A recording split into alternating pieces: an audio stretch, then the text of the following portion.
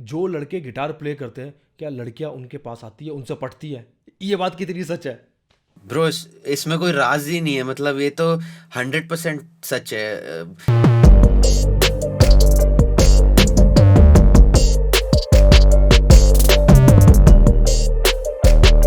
मैं हूं इंडिया का सबसे फिल्मी लौंडा Raj Jones and today we are in conversation with extremely talented electronic music producer and DJ जिनका नाम है मोजो जोजो। कैसे हो मेरे भाई?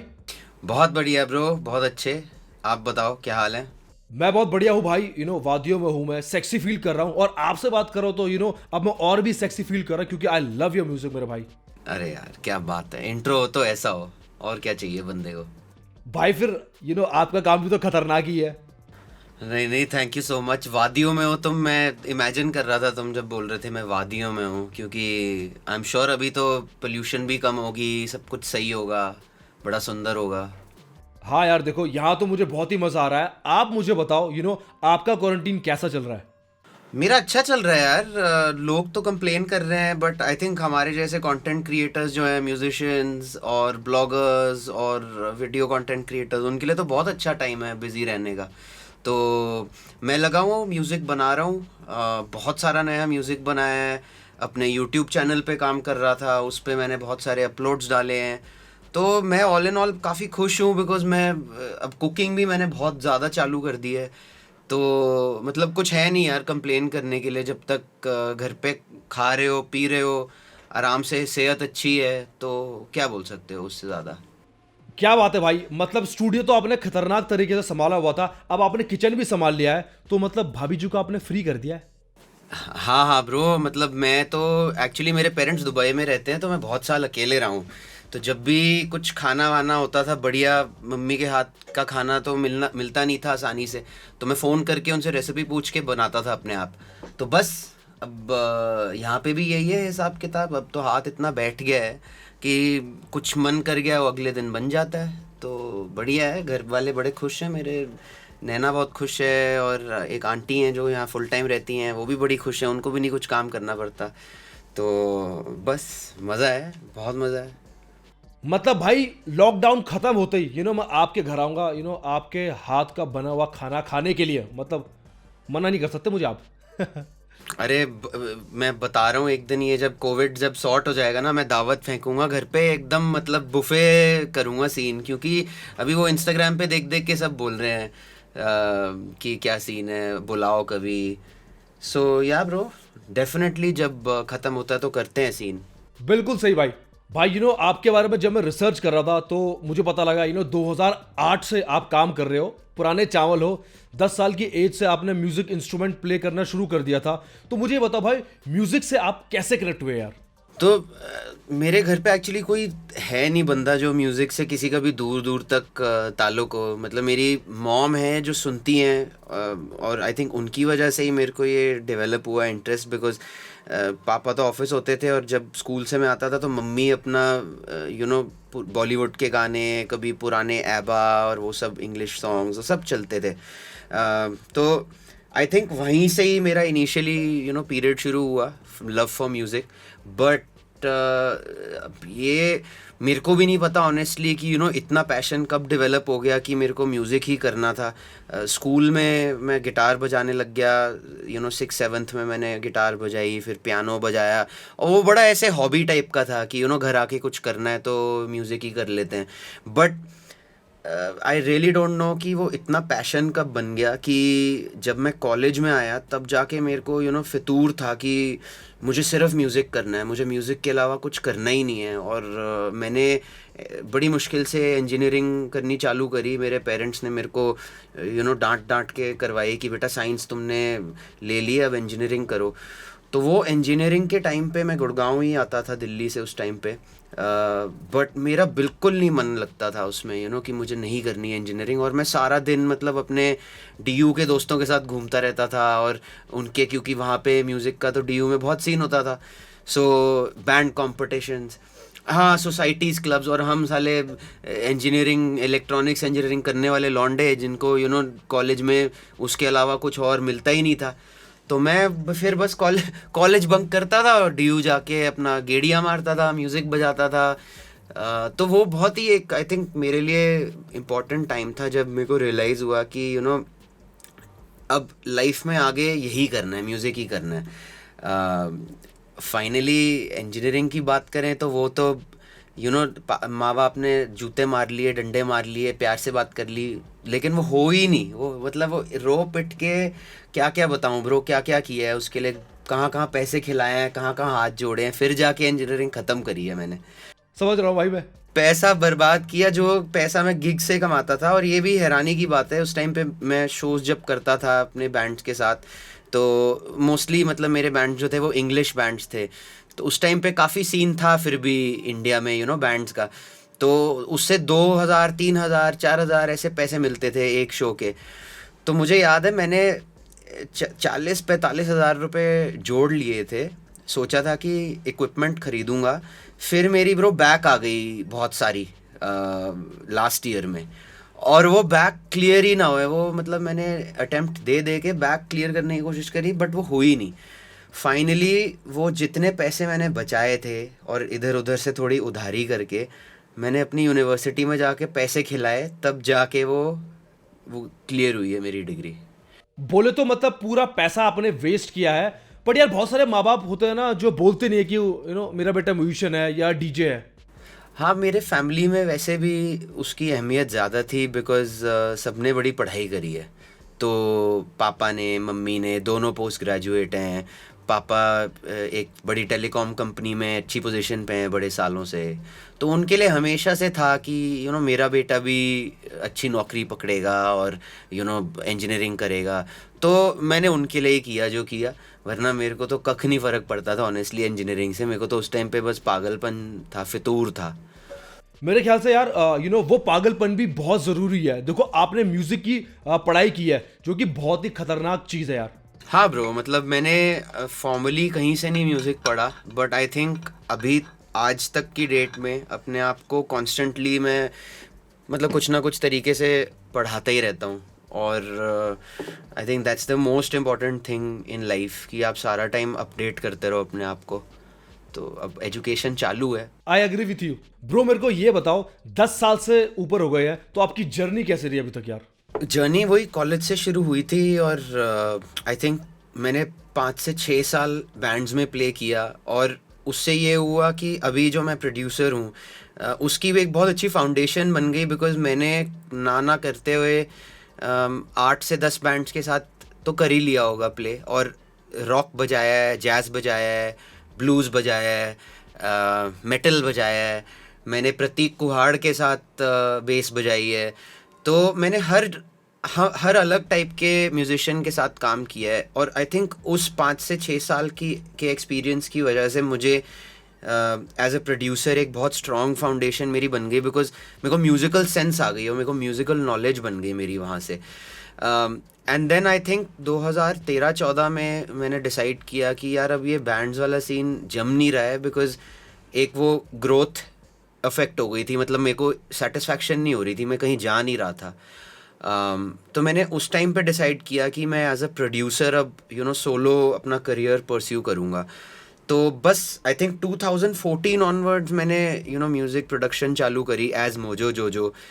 वो भी मैंने खुद सीखा सारा, सारे अलग अलग सॉफ्टवेयर जो थे उस टाइम पे, फ्रूटी लूप्स, ऑडेसिटी, उस पे सीखा।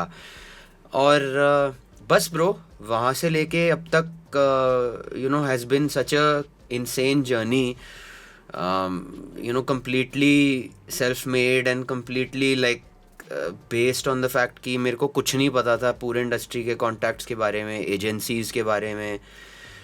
EDM उस टाइम पे बहुत एक अपकमिंग जॉनर था, तो मैंने वहाँ से शुरू किया, बिकॉज उस टाइम पे it was a very popular kind of music.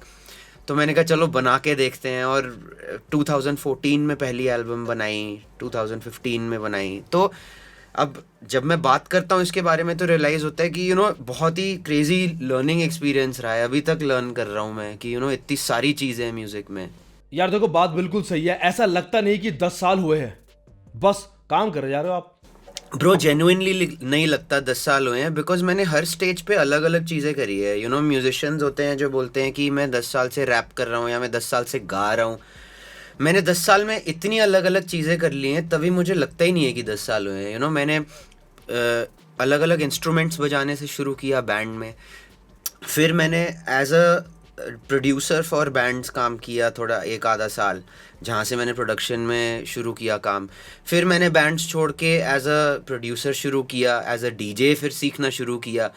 तो हर स्टेज पे अलग लर्निंग हुई है, हर स्टेज पे एक अलग चैप्टर शुरू हुआ है लाइफ का। फिर लास्ट ईयर मैंने लेबल भी शुरू किया था, जिसकी वजह से मेरे को 40 मिला, बाली मिला। और उससे पहले, लेबल से पहले, मैं OML पे साइन था, which is one of India's biggest agencies for independent artist. तो वही है कि हर स्टेज पे बहुत अलग चीज़ें रही हैं, और मैं कभी शर्माया नहीं हूँ करने से। तो तभी लगता है कि 10 साल नहीं है। और अब की बात करोगे तो अभी मैं अपना यूट्यूब चैनल पे फोकस कर रहा हूँ, तो ये अब एक नया पड़ाव आ गया है। So that's why I think 10 years लगते नहीं है ब्रो। बिल्कुल सही बात बोली भाई, मैं अग्री करता हूँ। लेकिन मेरे को सडनली याद आया, आप गिटार प्ले करते थे, तो दिल्ली के लौंडों का ये सवाल है, और मेरा भी। तो 10 मिनट के लिए भूल जाओ कि आपकी शादी हुई है, तो मेरे को ये बताओ कि जो लड़के गिटार प्ले करते हैं, क्या लड़कियां उनके पास आती है, उनसे पटती है? ये बात कितनी सच है? ब्रो, इसमें कोई राज ही नहीं है, मतलब ये तो 100% सच है। द होल रीज़न, अरे फैक्ट है ब्रो ये। मतलब अगर कोई आप बैंड में हो और आप स्टेज पे हो, और अच्छे शेड्स लगा के, जैकेट वैकेट पहन के, और आपको एक्सपीरियंस हो चुका है स्टेज का, तो आप फुल स्वैग में बजा रहे हो, ऐसे हो सकता है कि मतलब नीचे लड़कियां फ्लैट नहीं हो रही हैं? बिल्कुल। आई थिंक आधा रीज़न तो यही आई थिंक आधा रीज़न तो यही होता है कंटिन्यू करने का, कि यार अटेंशन बड़ी मिलती है। तो no doubt, no doubt. Thanks a lot मेरे भाई, डाउट क्लियर कर दिया आपने मेरा और बहुत सारे लड़कों का। तो अब मैं भी इस क्वारंटीन में गिटार प्ले करना शुरू करता हूँ। हाँ प्लीज़ सीखो ये, इसमें कोई डाउट ही नहीं है। देखो, आपकी तो शादी हो गई है, अब बाकी की जिम्मेदारी आपकी जो है वो मैं निभाऊंगा। अच्छे से मैं गिटार सीखता हूँ, और बाकी तो आप समझ जाओ।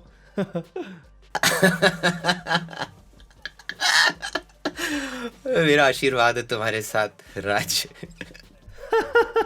देखो, इतना क्लासी नाम है आपका, अक्षय जौहर। तो मुझे ये बताओ कि अक्षय जौहर से आप मोजो जोजो कैसे बने? आई नो कि जोजो आपका निकनेम था, कॉलेज के फ्रेंड्स आपको जोजो बुलाते थे। तो मेरे को अभी भी जो क्लोज फ्रेंड्स हैं कॉलेज के, स्कूल के, तो वो जो बुलाते हैं। वो जौहर से जो बन गया। तो मोजो जोजो की कहानी ये है कि पहला शो मिला था as a solo act, as a producer DJ. 2015 में किसी ने बोला कि आपके गाने सुने हैं, जो आपने डेमोस भेजे हैं, वो मज़े आए उसको सुन के, तो हम आपको ऑफ़र कर रहे हैं एक शो। मैंने कहा ठीक है। तो कहते हैं अच्छा, आपका पोस्टर पे क्या नाम लगाना है? मैंने कहा लगा दो अक्षय जौहर, कितने इसमें क्या सोचना। तो वो जो बंदा था जिसने शो ऑफ़र किया, उसको मैं जानता था, वो सीनियर है, इंडस्ट्री का प्रमोटर है। कहता है यार मतलब कैसी बातें कर रहा है तू, इतने तेरे Skrillex, dead mouse, fat boy slim, ये नाम सुन के तू उसके सामने अक्षय जौहर लेके जाना चाहता है? मैंने कहा हाँ, बात तो सही है। कह रहे थोड़ा उसमें कुछ फन फैक्टर होना चाहिए, कुछ कूल होना चाहिए, कुछ कहानी स्वैग होनी चाहिए। तो यार मैंने कहा मैं हैरान परेशान। तो उसके बाद किसी में दोस्त से बात कर रहा था, तो कह रहा है यार जोजो, तू एक काम कर, मोजो लगा ले इसके सामने। तो मैंने कहा मोजो क्यों लगाऊं, स्टोरी क्या है? लोग सोचेंगे कि मैं कार्टून्स देखता हूँ बहुत सारे, तो इसीलिए ही एसोसिएट करेंगे। अच्छा, अब मोजो का मतलब इंग्लिश में वो होता है ना, कि जो अभी हम जिसकी बात कर रहे थे, कि जिसको थोड़ी ऑपोजिट सेक्स से अटेंशन मिले, और थोड़ा वो जो बंदा सही होता है लड़कियों के साथ, कूल गाय, जो स्वैग वाला बंदा होता है। तो अब उस टाइम पे बैंड्स का सीन चालू था, थोड़ा सिंगल थे, शादीशुदा नहीं थे। तो बंदे ने फिर बोला कि ब्रो अब मोजो भी जस्टिफाइड ही है, लगा लो सामने नाम के, मोजो जो बन जाएगा। फिर सबने सुना भी होगा, क्योंकि वो कार्टून नेटवर्क वाला सीन। मैंने कहा यार आइडिया तो अच्छा है। मैंने कहा पावर पफ गर्ल्स तो सबने ही देखा है बचपन में, सबने सुना है, तो कुछ पर्सनल कहानी भी हो जाएगी, बट नाम उसमें एक स्टोरी भी हो जाएगी, बट फेमिलियर भी होगा। तो बस वो बिना सोचे फिर उसके बाद बकचोदियों में निकल गया वो मोजो जोजो, और वहाँ से मैंने बोला लगा दो मोजो जोजो, कहता है ठीक है। तो बस ब्रो उसके बाद से नाम ये ऐसा हो गया ना कि लोगों के बड़े अपने नाम के आइट्रेशंस होते हैं, जैसे 40 की अपने नाम की कहानी है, बाकी जो मेरे डीजे फ्रेंड्स हैं सूरियल, तो उसका नाम सूरीद है तो उसने सूरियल कर लिया। मेरे नाम का कुछ ऐसा है नहीं ज़्यादा, मेरे नाम का सब ये बोलते हैं भाई तू कार्टून बड़ा देखता था ना। मैंने कहा अब मैं समझाना नहीं चाहता लंबा, तो मैं बोल देता हूँ हाँ मैं बहुत कार्टून देखता था, तो तभी मैंने मोजो जोजो रख दिया। तो बोलती बंद। और इसकी इसकी हमेशा हर इंटरव्यू में पूछते हैं लोग कि यार ये मोजो जोजो का क्या सीन है। समझ रहा हूँ भाई मैं। अच्छा मेरे को ये बताओ, जब आप प्रोडक्शन सीख रहे थे तो उस टाइम पर आप किन किन आर्टिस्ट से इंस्पायर थे? आई थिंक भाई जब मैं प्रोडक्शन सीख रहा था उस टाइम पे मेरा आई थिंक मोटिव यही था कि मुझे प्रोडक्शन एज अ प्रोसेस समझनी है कि होता कैसे है, कंप्यूटर पे क्या करते हैं और क्या क्या इंस्ट्रूमेंट्स चाहिए होते हैं और साउंड कार्ड क्या होता है। क्योंकि म्यूज़िक उस टाइम पे हुआ क्या था कि म्यूज़िक इतना सुन लिया था, अब वो निकालना था, अंदर भरा हुआ था म्यूज़िक, बट वो पता नहीं था तरीका कि करते कैसे हैं। और पैसे वैसे होते नहीं थे ज़्यादा, कहीं जा नहीं सकते थे रिकॉर्ड करने, तो सोचा कि खुद ही कर लेंगे। और बैंड्स में होता क्या था कि बैंड्स में उस टाइम पे अपने जब गाने रिकॉर्ड करने होते थे तो वो बोलते थे भाई तू इंजीनियर है, तू ही इंजीनियरिंग कर रहा है, तो तुझे ही आता होगा ये सब, तो तू सीख के कर ले। तो बात तो सही है, वैसे मैं ही सीख लेता हूँ। तो एक्चुअली ऐसे ही शुरू हुई प्रोडक्शन, और इसके पीछे कोई रीज़न नहीं था, वो बस कंगाल थे और किसी को करना नहीं था, तो मैंने ही सीख ली प्रोडक्शन। तो उसके बाद फिर अपने बैंड के गाने शुरू करे प्रोड्यूस करने। फिर उसके बाद जब सोलो प्रोजेक्ट शुरू किया एज मोजो, तब उस टाइम पे स्क्रिलेक्स वगैरह सुनता था मैं बहुत, और स्वीडिश हाउस माफिया, क्योंकि इलेक्ट्रॉनिक म्यूज़िक उस टाइम पे बहुत बूम कर रहा था, तो डबस्टेप से बहुत प्यार था और वो खासकर मैं प्रोड्यूस करने लग गया। तो ऐसा नहीं है कि मैंने उस टाइम पे कोई आर्टिस्ट सुने जिनकी वजह से मुझे प्रोड्यूस करने का रीज़न था, रीजंस मेरे अलग थे।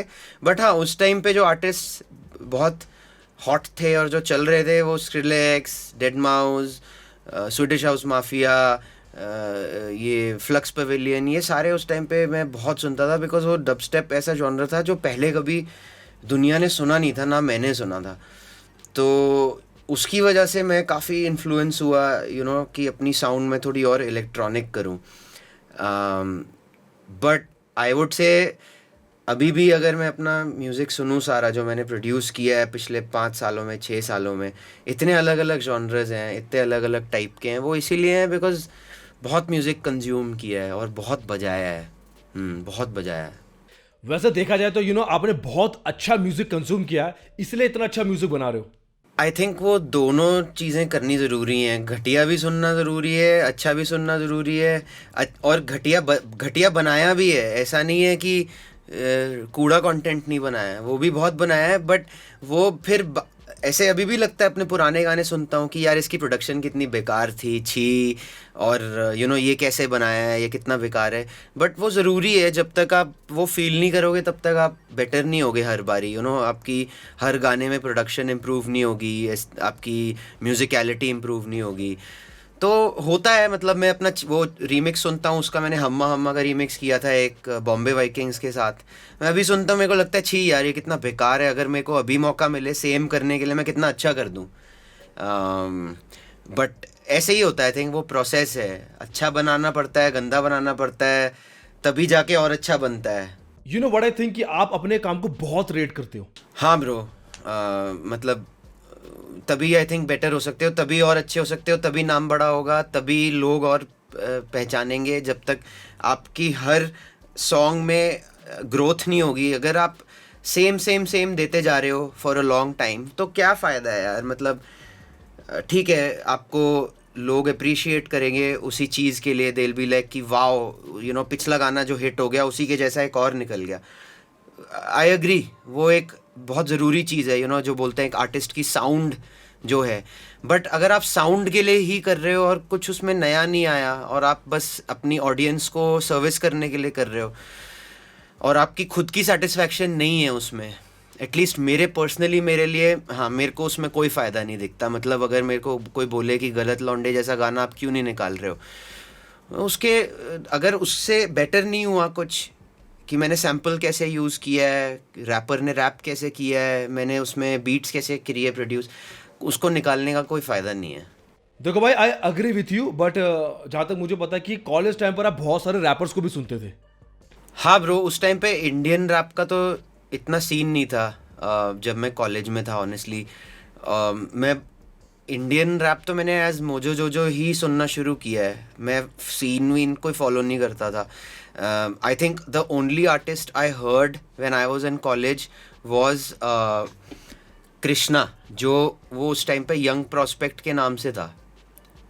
तो मैंने कृष्णा सुना था, और मैंने एक आधे लोग और सुने थे जो अभी सीन में नहीं है। बट मैंने इंडियन रैप उसके बाद ही शुरू किया है, सुनना। सिकंदर कालों और कृष्णा के साथ पहली एल्बम पे कोलैब किया था, जंगल राज पे। हाँ, जंगल राज पे। तो बट उससे पहले मैं इंग्लिश ही सुनता था ज़्यादा, और आई थिंक इंडियन जो रैपर्स हैं वो भी यही बोलते हैं कि हम इंग्लिश ही करते थे, हम भी हिंदी में नहीं करते थे।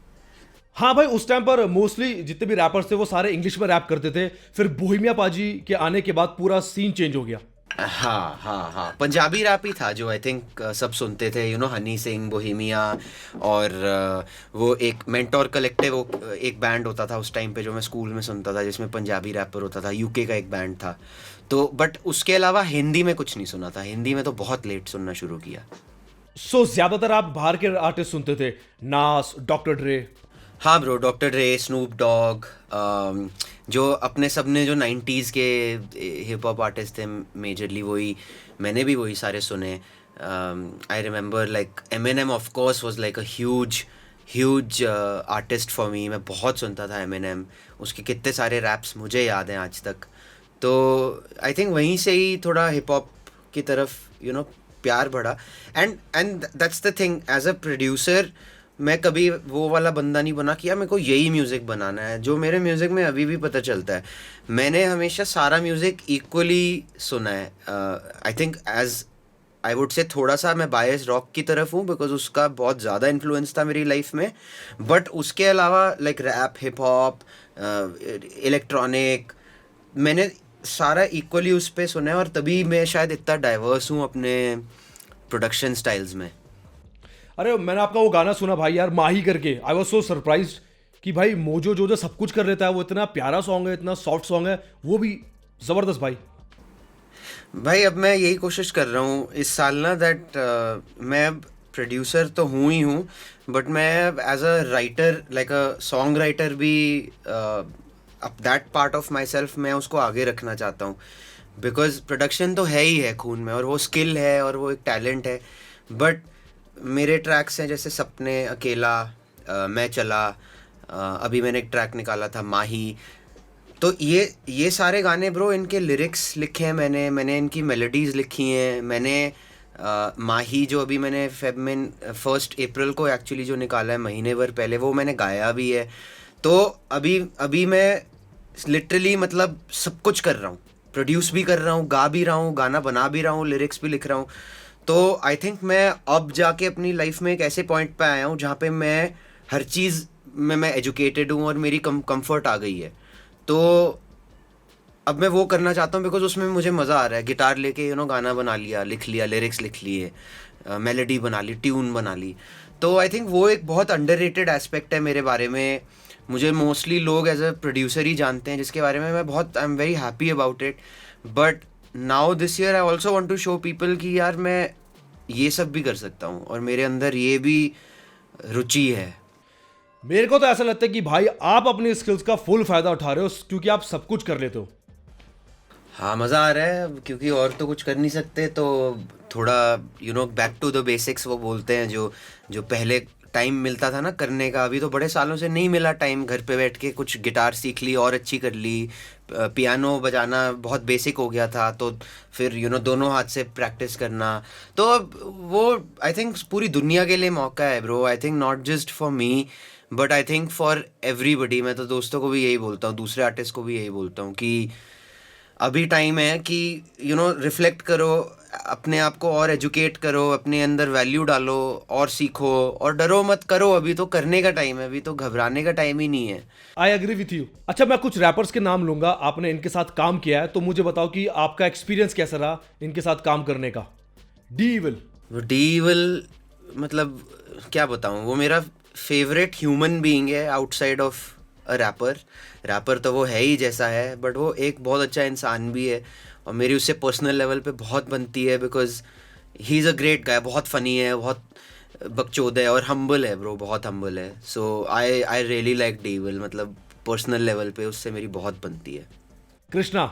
कृष्णा से एक्चुअली मेरी बहुत टाइम से बात नहीं हुई है भाई, क्योंकि थोड़े ब्लो अप हो गए, तो आई थिंक वो अभी बिजी हैं अपनी लाइफ में। बट मैं आई थिंक लास्ट कृष्णा को 3 साल पहले ही मेरी बात हुई थी और मैं मिला था, और आई थिंक मेरे को अब रियलाइज़ होता है कि वो उसने बहुत हसल करी है और उसमें बहुत हंगर थी, बिकॉज वो हमेशा वी यूज्ड टू टॉक कि ब्रो अच्छा ये इस गाने पे काम कर लेते हैं, इस गाने पे काम कर लेते हैं, ये कोलैब कर लेते हैं, तो हमेशा ही used to send ideas. And उस टाइम पे कोई रैपर नहीं था जो ईडीएम में एक्सपेरिमेंट करना चाहता था, सिर्फ कृष्णा ही था जो कोशिश कर रहा था कि अच्छा मैं ईडीएम को भी एक अपना स्पिन दे के ट्राई करता हूँ। और नो डाउट ब्रो, उसके like he is achieved Heights of success and fame, and I am really happy for him. उसने भी कितने सालों गांड घिसी है अपनी, बट हाँ, I mean Krishna, I could see the hustle in him from so long ago, like from shots fired, and it's justified what he has achieved. Sikandar कालो। सिकंदर कालो, क्या बोलूं यार कालो के बारे में, वो इतना दलेर है, like he is a proper fucking Punjabi, like उसके साथ he is fucking lit bro, like वो बंदा वो पर्सनालिटी है उसकी, मतलब he is so like entertaining without even trying. उसके साथ बात कर लो ना तो दिल खुश हो जाता है, because like he's got that fire, he's got that hustle, but at the same time like वो पंजाबी में कुछ बोल देगा 2-3 लाइंस, और मेरे को इतनी अच्छे से बोलनी नहीं आती, मैं समझता हूँ पूरी और फिर मैं हंसने लग जाऊँगा। तो वो बहुत like he is super entertaining, और वो और मैं वॉइस नोट्स एक्सचेंज करते रहते हैं बीच बीच में, कोई आइडिया है तो वो वॉइस नोट पे भेजेगा, bro fucking late beat bro Mojo, मैनू भेज यार तू, मैं मर्डर कर दूंगा यदि बीट दा पैंचो, मैं मर्डर कर दूंगा। एंड आई एम लाइक मैं हंस रहा होता हूँ वो सुन के अकेले बैठे बैठे। सो कालो again, he is a crazy guy, like I love him a lot and I have known him for so long. उसका मेरा बहुत बढ़िया पर्सनल लेवल पे भी कनेक्शन है। मैं चंडीगढ़ जब भी जाता हूँ मैं उसको मिलता हूँ शो के लिए, और मेरे को गाड़ी लाता है वो अपनी, हम किसी मार्केट में गाड़ी लगाते हैं, चिप्स आ जाते हैं, बियर आ जाती है, बढ़िया आराम से बैठ के चिल करते हैं। सो या आई लव हिम। 47। 40 तो ब्रो है यार, आई मीन 40 के साथ तो एक अलग ही कनेक्शन है, because I have seen him grow from guy who was so stressed about his career, and now he's blowing the fuck up, and in fact he was the first artist I signed on my label. अब वो अलग बात है, label बड़ा short term के लिए चला for whatever reason, but मैं और भव्या थे जिन्होंने 47 को स्काउट किया, फिर उसको ऑफिस बुलाया, उसके साथ कितनी मीटिंग्स करी, and he is an extremely focused and a driven guy. मतलब उसके अंदर बहुत जुनून है यार, मतलब उसने बहुत कुछ अचीव किया है अपनी जुनून की वजह से। तो मेरा और उसका रिलेशनशिप आई थिंक ज़्यादा प्रोफेशनल है, बिकॉज मैंने उसको साइन किया और उसके बाद फिर हमने कोलैब भी किया गलत लौंडे पे। So I mean we hung out a lot, but I think वो प्रोफेशनलिज्म उसकी बुनियाद थी रिलेशनशिप की। तो हम ऐसा नहीं है कि बहुत ज़्यादा चिल करते हैं, इंटरेक्ट करते हैं या बात करते हैं, but I mean I saw it in him early on last year, and that's why I thought कि हम गलत लौंडे जैसा एक सॉन्ग बनाए, and that's how the song happened actually. कि मेरे पास बीट थी, मैंने उसको भेजी, और he was not too sure about the beat, because वो इतनी अलग है सुनने में। ही इज़ लाइक, मैंने कहा तू ट्रस्ट कर मुझे, एक बार इस बीट पे तू रैप करके देख, पक्का बवाल मचेगा। तो फिर जब वो गाना उसने बोला ठीक है मैं लिखता हूँ, फिर जब उसने लिखा तो as a label we decided कि 40 तेरे को थोड़ी ऐसी वॉइस एक अपना के अब रैप करना चाहिए. And I mean I remember हम बैठे हुए थे सारे साथ में और फिर एक ब्रेनस्टॉर्मिंग सेशन चल रहा था और हमने एक गलत लौंडा एज अ वर्ड उस टाइम पे कॉइन किया कि यार इस पे लिखते हैं. ये थॉट होना चाहिए कि ये गाना होना चाहिए सारे दिल्ली एनसीआर के जो बवाली लौंडे हैं उनके लिए बनाते हैं. और वो फिर गाना वैसा बन गया और इतना हिट हो गया. आई थिंक वो गाना like fuck I did not expect कि वो इतना हिट होगा और हो गया वो. लेकिन बट वही है कि भाई सच बताऊं तो वो गाना ना कतई गांड फाड़ वाला हिट हुआ था. हाँ ब्रो, उस गाने ने गांड फाड़ दी. मतलब आई थिंक उस गाने के बाद से आई वुड से 40 की लाइफ काफ़ी चेंज हो गई. And I am really glad कि वो इंस्ट्रूमेंटल जच गया लोगों को. बिकॉज ये शुरू में वो खुश नहीं था. वो कह रहा था यार ये बहुत अलग है, पता नहीं हिप हॉप नहीं है. मैंने कहा है, तू ट्रस्ट कर, मैं प्रोड्यूसर हूँ, मैं बता रहा हूँ.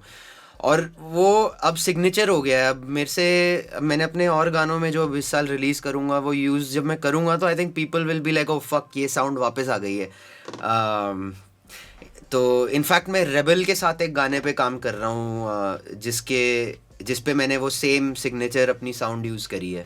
बिल्कुल सही भाई. अच्छा मेरे को ये बताओ, और किन किन रैपर्स के साथ you want to collab and किन किन रैपर्स को आप सुनते हो आजकल? ब्रो सीधे मौत मुझे बहुत सही लगते हैं. सीधे मौत के साथ, हाँ सीधे मौत के साथ I would love to work with them at some point. Apart from that I think जो एक मेन स्ट्रीम या जो पॉपुलर रैपर्स है अभी जिनकी हम बात कर रहे हैं तो सारे पॉपुलर है. सिकंदर, धवल, 40, आई थिंक कृष्णा. हाँ उसके नीचे एक सतह के नीचे एक लेयर पे हैं रैपर्स जो अभी आना चाहते हैं ऊपर और जो बहुत टैलेंटेड हैं. And I think as a producer the marketing thing to do would be कि मैं पॉपुलर लोगों के साथ ही कोलैब करूं ताकि मेरा भी नाम बढ़े और उनको भी फ़ायदा हो, मुझे भी फ़ायदा हो. जो ठीक है, मतलब जायज़ है. From a marketing perspective I have to think about those things and I am thinking about those things. But मेरे लिए हमेशा एक वो भी फीलिंग होती है कि नया टैलेंट, नए लोग सीन में लाओ. कृष्णा उस टाइम पे कृष्णा नहीं था, but I wanted to work with him because of course like he's so talented, but at the same time like as a producer it's my responsibility to work with artists who people might not have heard of, and presenting एक presentation बहुत ज़रूरी है एक audience के लिए, नए artist की constantly. तभी लोग बोलते हैं यार आप इसके साथ फिर से काम क्यों नहीं करते. करूँगा अभी, जैसे सिकंदर के साथ 3 साल पहले गाना आया था, अब शायद इस साल जाके आए. 40 के साथ गाना बन गया जो बहुत हिट था. लोग बोलते 40 के साथ कब आएगा नेक्स्ट, पता नहीं मुझे कब आएगा. बिकॉज मैं रेबल के साथ कर रहा हूँ बिकॉज आई फील रेबल उतना पॉपुलर अभी नहीं है बट वो उसमें पूरा टैलेंट है होने का. Like he is insane and I feel कि अगर उसके और मेरे कोलैब की वजह से उसको और पॉपुलैरिटी मिल सकती है तो why not. But that's like my approach to music, even with the singers that I've used in my songs. I mean, they are not commercial and mainstream at all, but वो इतने talented हैं कि मैं उम्मीद करता हूँ कि मेरे music की वजह से उनको थोड़ा platform मिल जाए. But that being said, I think like सीधे मौत, I really appreciate their music, बहुत सही लगता है मुझे. फिर एक लड़का है यशराज करके जो अभी recently उसका मैंने music सुना है, जिसने आई डोंट नो आपने सुना है कि नहीं, जिसने लॉस्ट स्टोरीज के साथ वो ऋत्विज का रीमिक्स, ठंडी हवा के रीमिक्स पे रैप किया है. तो मैंने यशराज का म्यूजिक नहीं यार, मैंने नहीं सुना अभी तक यार. हाँ ब्रो सुनो जाके यशराज. हाँ यशराज जो है वो काफ़ी यंग लगता है बच्चा, बट उसका जो डिलीवरी है, उसकी जो इनंसिएशन है और उसका जो कंटेंट है लाइक बहुत ज़्यादा फ्रेश है, बहुत ज़्यादा फ्रेश है. और मैं अभी वैसे रैपर्स भी अप्रिशिएट कर रहा हूँ जो कंटेंट वाइज कुछ अलग हैं. जैसे बाली को मुझे साइन करना था लेबल पे बट मैं कर नहीं पाया बिकॉज लेबल ही बंद हो गया. बट बाली से भी बहुत लंबी बात चली थी मेरी और हमने काफ़ी सारी मीटिंग्स करी थी. और मैंने बाली को भी उस टाइम पे ये बोला था दैट सब लोग फ्लेक्स कर रहे हैं, सब लोग हार्ड हो रहे हैं, सब लोग बोल रहे हैं कि मेरे में कितना स्वैग है। तू अकेला बंदा है जो बकचोदी कर रहा है इस लेवल पे कि कोई सोच भी नहीं सकता। और ब्रो मुझे दुख है कि मैं साइन नहीं कर पाया उसको, बिकॉज उसके बाद ही देखो अब उसका वो गाना वायरल हो गया। एंड वो मैंने, हाँ, वो मेरे को था शुरू से, इवन विद 40 मेरे को था कि ये हिट होगा, और वो हो गया। बाली हिट होगा और वो हो गया। And I think like ultimately as a producer मेरा तो यही रहता है ब्रो। बिल्कुल सही बात भाई कि नए टैलेंट को हमेशा पुश करना चाहिए। हाँ 100%। और अभी आई थिंक इस साल मेरा थोड़ा वही रहेगा कि जैसे रेबल के साथ मैं इसीलिए कर रहा हूँ, और जो भी मैं जिन लोगों के साथ भी कर सकता हूँ कोलैब में करूँगा। बट वही है, मुझे लगता है मुझे खुद पे भी थोड़ा फोकस करना चाहिए, बिकॉज मैं बहुत सुन रहा हूँ थोड़े टाइम से कि ब्रो आप बहुत अंडररेटेड हो, बहुत अंडररेटेड हो। तो अभी मैं इस साल थोड़ी अपनी भी मार्केटिंग करूँगा, थोड़ा अपना भी वो ढोल बजाऊँगा, भांडा बजाऊँगा। क्योंकि अभी मैं सुन के ये थक चुका हूँ थोड़ा, कि bro you are really underrated. अभी यूट्यूब पे इतने कमेंट्स पढ़ लिए हैं, इंस्टाग्राम पे भी नई जनता आने लग गई है, तो वो भी ये बोलते हैं कि आपका इतना सारा म्यूज़िक है बाहर मार्केट में, आप और फेमस क्यों नहीं हो, आप और फेमस क्यों नहीं हो। तो अभी उस पर भी थोड़ा फोकस रहेगा कि अपना भी थोड़ा झंडा फहराना है। हाँ सही बात है यार, अपना प्रमोशन भी जरूरी है। अब मेरे को ये बताओ, मैंने आपके बारे में रिसर्च की तो मुझे ये पता लगा कि अब तक आप 700 से ऊपर शोज कर चुके हो। इसके बारे में मुझे जानना है भाई। हाँ ब्रो बिल्कुल। आई थिंक मेरे पास एग्जैक्ट नंबर नहीं है, बट मैं अगर एवरेज लगाऊं अपने पिछले 5 साल की एज मोजो जो तो मेरे पास वो इन्वॉइसेस पड़े हैं अपने सारे शोज़ के। तो एक दिन मैंने बैठ के अपने सारे इन्वॉइसेस देखे कि मैंने कितने शोज़ किए हैं। तो पिछले 2014 से लेके 2020 तक मैंने एज मोजो जो इन्वॉइस्ड शोज़ 250 करे हैं, और अनइन्वॉइस्ड शोज जो मैंने एज फ्रेंड्स या कोई अपीयरेंसेस, स्पेशल अपीयरेंसेस, वो सब तो आई वुड से 350 शोज वैसे करे। उससे पहले जब मैं बैंड में था तो 250 शोज तब तक कर लिए होंगे। तो हाँ मतलब आई वुड से the number is between 500 to 700। And मतलब काफ़ी स्टेज टाइम है ब्रो, काफ़ी स्टेज टाइम है अगर सोचा जाए तो। सही बात है भाई, बहुत काम किया है, बहुत मेहनत की है। अच्छा tell me about your future projects and future में एल्बम आ रही कि नहीं आ रही? एल्बम का तो पता नहीं मुझे क्या सीन है अभी। इवन दो पिछले हफ्ते 2 हफ्ते से, क्योंकि मैंने इतना कंटेंट क्रिएट कर लिया है, इतने स्क्रैचेस डेमोज तैयार हैं, I think it's a possibility this year for sure कि मैं एल्बम बना सकता हूँ। बट जहाँ तक ट्रैक्स का की बात करें और इंडिविजुअल सॉन्ग्स की बात करें, तो मेरे पास अभी एटलीस्ट 8 to 10 ट्रैक्स हैं जो ऑलरेडी अलग अलग आर्टिस्ट के पास जा चुके हैं for them to send back to me. एक धवल के पास है, एक अल्ताफ़ के पास है, एक ट्रैक मैंने डिवाइन को भेजा था अभी 2 हफ्ते पहले, बट आई थिंक वो डिवाइन के लिए नहीं है। ही सेड कि गली गैंग के लिए मुझे ये इंस्ट्रूमेंटल भेज दो। तो 3 से 4 ट्रैक्स गली गैंग के पास हैं, एक ट्रैक रेबल के पास है, एक बीट सिकंदर को भेजनी है, एक बीट और किसी को भेजी हुई है। तो मोटा मोटा हिप हॉप रैप स्पेस में मेरे 6 से 7 गाने हैं जो इन लाइन हैं। जहाँ तक मैं अपने गानों की या सिंगर सॉन्ग राइटर प्रोड्यूसर बात करूँ, जो मैं थोड़े पॉप गाने बना रहा हूँ, वो भी ब्रो करीब 4 से 5 हैं। तो ऑलरेडी मेरे पास आई वुड से 2020 के लिए 8 से 10 गाने रेडी हैं। मतलब देखा जाए तो क्वारंटीन का फुल फायदा आप उठा रहे हो। 2020 में मोजो जो फुल पावर है। हाँ बिल्कुल। और आई थिंक जिन बाकियों से भी बात करो वो भी यही बोलते हैं कि क्वारंटीन का अगर फ़ायदा नहीं उठाया तो फिर लानत है। अगर नेटफ्लिक्स में बिज़ी रह गए और बकचोदियों में, वेलियों में बिज़ी रह गए तो फिर गलत है, बिकॉज वो तो वैसे भी हम करते हैं। अभी है लोहा गर्म है। देखो भाई मैं तो ये बात बोलता हूँ, अभी नहीं तो कभी नहीं। 100% ब्रो, 100%। अभी नहीं तो कभी नहीं। अच्छा भाई मेरे को ये जानना है, एज अ डीजे जब आप परफॉर्म करते हो तो कभी कभार होता है ना, बहुत सारे फनी इंसिडेंट्स होते हैं कि जैसे सॉन्ग रिक्वेस्ट, या वो जो पिक्चर में से देखते हैं वो गन पॉइंट पे गाना रिक्वेस्ट करना है, ऐसा कभी कुछ हुआ है? हाँ बिल्कुल होते हैं। वो गन वाला सीन तो नहीं हुआ फॉर्चुनेटली, लास्ट थोड़े सालों में ऐसा नहीं हुआ। बट शुरू में ब्रो 100%। जब मुझे याद है मेरा एक शो था गुड़गांव में, यहीं पे ही साइबर सिटी में, मैं कोई शो प्ले कर रहा था और आई थिंक वो किसी फोर्सेस के बंदे की पार्टी थी, क्या था मुझे एग्जैक्टली याद नहीं है। तो काफ़ी 8-10 बॉयज़ का ग्रुप था, वो काफ़ी भंड हो गए थे। तो फिर वो भंड भंड होने के बाद मेरे पास आई जाए, भाई ये गाना बजा दे, ये गाना बजा दे। वो बाउंसर उनको साइड कर रहा है। तो फिर पता नहीं क्या हुआ, बाउंसर और उनकी लड़ाई हो गई, और वहाँ पे मैंने पहली बार अपने शो पे हाथापाई देखी थी, जहाँ पे मतलब मेरे को बंद करना पड़ गया सेटअप, और I had to like stop and कहीं कोने में मेरे को जाना पड़ा, बिकॉज वहाँ पे भसड़ हो गई थी प्रॉपर। और ऐसा 3-4 बार हो चुका है कि कोई कंसोल पे खींच रहा था, वो कंसोल ही गिर गई पूरी नीचे उसके ऊपर मेरी, जो जिस पे मैं बजा रहा था, और म्यूज़िक बंद हो गया। तो मेरे साथ 3-4 बार 5 बार ऐसी इंसिडेंट्स हो चुके हैं जहाँ पे like shit has gone down as they say. But mostly like अगर कोई बोलता है क्लब में तो वैसे भी सुनाई नहीं देता, म्यूज़िक इतना लाउड होता है, और हमेशा 2-3 लोग तो होते ही हैं जो आके बोलते हैं ब्रो बजा दे।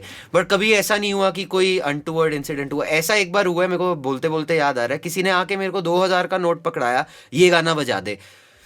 मैंने कहा ठीक है, मैंने 20 सेकेंड वो गाना बजाया, और फिर बदल दिया। फिर वो आया, कह रहे बस इतना कम बजाया आपने, ये वो। मैंने कहा बजा दिया, वही गनीमत है। फिर 2000 का नोट निकाल के पकड़ा दिया। मैंने कहा यार हो क्या रहा है, ये कौन है आदमी। फिर मैंने बजा दिया। भाई ऐसा 4 या 5 बार हुआ। उस रात उस आदमी ने मेरे को 1 या 1.5 मिनट के गाने बजाने के लिए 8-10 हज़ार रुपये दे दिए, मजाक मजाक में। हाँ यार मतलब देखा जाए तो बहुत ही यूनिक एंड डिफरेंट एक्सपीरियंस होते हैं आपके साथ। हाँ हाँ हाँ, मेजॉरिटी तो अच्छे ही हुए हैं, और बट ऐसे गन वन वाले तो फॉर्चुनेटली कान पकड़ रहा हूँ मैं अभी, गन वन वाले तो नहीं हुए। बढ़िया है भाई, एंड फ्यूचर में कभी ना हो ऐसी चीजें, ऐसी हरकतें। अच्छा भाई, जाने से पहले tips for budding music producer and DJ, क्या टिप्स देना चाहोगे उनको यार? टिप्स तो मैं यही देना चाहूँगा प्रोड्यूसर्स को कि अपनी प्रोडक्शन स्किल्स जो हैं आप यूट्यूब से पहली बात कर सकते हो सही। मेरे को बहुत मैसेजेस आते हैं लोगों के कि हम किस पे सीखें, कहाँ एबलटन पे सीखें, फ्रूटी लूप्स पे सीखें, कौन से सॉफ्टवेयर पे। सॉफ्टवेयर से कोई फ़र्क नहीं पड़ता है यार, मतलब कोई पूरी दुनिया बनाती है म्यूज़िक अलग अलग सॉफ्टवेयर्स पे, अलग बड़े बड़े डीजेस बनाते हैं, प्रोड्यूसर्स बनाते हैं अलग सॉफ्टवेयर्स पे। आपकी नॉलेज कैसी है सॉफ्टवेयर पे, वही है जो मैटर करता है। आपको कितना अच्छा आता है वही मैटर करता है। So that is the first tip. The second tip is, कोई महंगे स्कूल कॉलेज में जाने की ज़रूरत नहीं है, बस कड़ी मेहनत और यूट्यूब, इन दोनों चीज़ों को जोड़ लो, आप अपने आप सीख सकते हो। बहुत सारे प्रोड्यूसर्स हैं, करण कंचन है जिसने अपने आप सीखा है, और भी मेरे फ्रेंड्स हैं जिन्होंने अपने आप सीखा है, यूट्यूब से ही सीखा है। अगर मैं सीख सकता हूँ यूट्यूब से और यहाँ पहुँच सकता हूँ, तो तुम भी सीख सकते हो। तीसरी बात ये कि सारे गाने जो बना रहे हो, इसका ये मतलब नहीं है जो बना लिया वो बाहर निकालना है। शुरू में जो बनाओगे वो कूड़ा होगा, उसको मत निकालो, गंदे ट्रैक्स मत निकालो। जो मैं एक टिप देना चाहूँगा, जो आई थिंक सबसे इम्पॉर्टेंट ये है कि अपने काम की क्वालिटी तुम्हारे हाथ में है कंट्रोल करना। एक बार घटिया चीज़ आ गई मार्केट में, उसको वापस नहीं ले सकते। और ये I have learned this the hard way, that I have put out music which I have not been proud of and which I have given my name to, but I've regretted it later. Don't give your name to music which you are not proud of. सिर्फ वही music पे अपना नाम दो, उसी को release करो जिसको सुन के तुम्हें ही प्राइड फील होती है और तुम्हारे ही रोंगटे खड़े होते हैं। अगर सब पार काम करोगे तो सब पार ऑडियंस मिलेगी, सब पार रिव्यूज़ मिलेंगे, सब पार सब कुछ होगा, ब्रांड खराब होगा। काम वही करो और वही रिलीज़ करो जिस पे प्राइड फील होती है। तो आई थिंक ये मेरे मेन 3 टिप्स हैं, और यही अगर अपनाओगे तो करियर बहुत जल्दी ग्रो करेगा। आई थिंक अनफॉर्चुनेट पार्ट ये है ब्रो, हमारे म्यूज़िक सीन में, जो होपफुली मैं क्वारंटीन में एड्रेस करूँगा, हमारे पास कोई एक सोर्स नहीं है ये सब चीज़ें सीखने का। कोई पॉडकास्ट नहीं है, कोई एक बंदा नहीं है जो ये सारी चीज़ें सिखाए। अब मैंने इतनी गलतियां करी हैं, मैं सिर्फ लाइव जाता हूँ या जब आप मेरी इंटरव्यू करते हो मैं तभी ये चीज़ें बता सकता हूँ। बट काश मैं ये चीज़ें एक जगह पे रख दूँ जहाँ पे सब आके देखें और सीखें अपने आप। हाँ यार, मुझे याद है कि हमारी बात हो रही थी इस पे, तो यार फ्यूचर में ज़रूर निकालना, ताकि अपकमिंग डीजेज एंड म्यूजिक प्रोड्यूसर्स को सीखने को मिले। हाँ ब्रो, बिकॉज यू नो एक पॉइंट के बाद सेम चीज़ें, लोगों को सेम मिस्टेक्स रिपीट करनी बंद कर देनी चाहिए। लोग अभी भी वही सवाल पूछ रहे हैं, लोग अभी भी वही गलतियां कर रहे हैं, लोगों को अभी भी लेबल्स के बारे में नहीं पता, लोगों को अभी भी डिस्ट्रीब्यूशन के बारे में नहीं पता, लोगों को अभी भी बहुत सारी चीज़ों के बारे में नहीं पता। So I feel sad about it कि मेरे जैसे आर्टिस्ट या और जो रैप में हैं, जो ईडीएम में हैं, जो और अपने फील्ड में हैं, वो कुछ क्यों नहीं कर सकते इसके बारे में। I genuinely feel sad because at least electronic space में कोई नया नाम नहीं आया है बहुत टाइम से, वही सेम नाम है। रैप में आ रहे हैं फिर भी, बट आई थिंक इंडिया जितना बड़ा है और जितना टैलेंट हमारे पास है, I think we should have more popular names, we should have more artist which are famous, we should have more artist which are you know like professionally pursuing music. अभी तो यार आप बैठ के गिन सकते हो, लिटरली गिन सकते हो हाथों पे कि कितने आर्टिस्ट हैं हर स्पेस में जो इंडिपेंडेंट हैं और जो अपने आप कर रहे हैं। तो मेरे को वो सोच के काफ़ी दुख होता है ब्रो। बट ठीक है, लेट्स सी, होपफुली इस साल मैं कुछ कर पाऊंगा इसके बारे में, क्योंकि मैं बहुत टाइम से सोच रहा हूँ। ऑल्सो मतलब वो गोरो ने बहुत सिखाया हुआ है यूट्यूब पे। आई थिंक लोगों को चाहिए कि एक यहाँ का बंदा, यहाँ का आर्टिस्ट अपनी भाषा में समझाए कि कैसे होता है। तो शायद हाँ, इस साल मैं वो भी करना चाहता हूँ, बिकॉज वो मतलब एक वो होती है ना, एज अ नॉलेज मैं बांटना चाहता हूँ ताकि और भी लोग आएँ यार, और भी लोग उठें, औरों का भी भला हो। सही बात भाई, एंड आई एम वेटिंग कि आप इसको जल्द से जल्द निकालो। थैंक्स अ लॉट भाई कि आप मेरे शो पर आए, मुझे बहुत अच्छा लगा, बहुत सारा लव एंड रिस्पेक्ट आपके लिए। Thank you bro, thank you so much. Same to you, मेरी बेस्ट विशेस आपको भी। सेफ रहो क्वारंटीन में, कंटेंट फेंकते रहो बस, और बढ़ाते रहो सब्सक्राइबर्स, मिलियन पहुंच जाओ इस साल के एंड में इंशाल्लाह।